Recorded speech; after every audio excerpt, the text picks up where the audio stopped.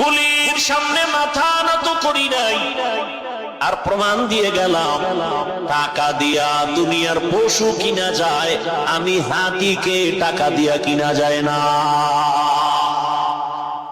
তুকু যাও সুন্নতে মত কুজা, তুকু যাও সুন্নতে মত কুজা, মোহাম্মদ গैबुआत निस्बत तोरा मन अहब्बा सुन्नती कौले रसूल मजदाए काना माई हम कुन कबूल। আয়াত আর হাদিস কইছি খুতবায়, এটির তরজমা না বলার আগেই বয়ান অর্ধেক হয়ে গেছে।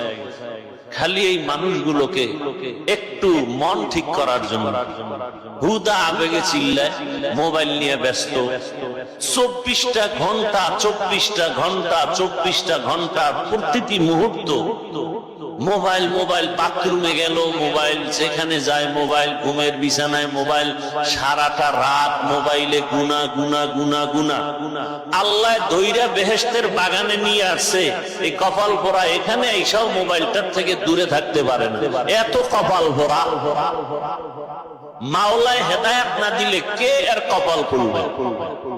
من يهد الله فهو المهتد ومن يضلل فلن تجد له وليا مرشدا। মাওলায় যদি কপাল খুলে না দেন, আর কপাল কেউ খুলতে পারবে না। হেদায়েতের মালিক আমার আল্লাহ।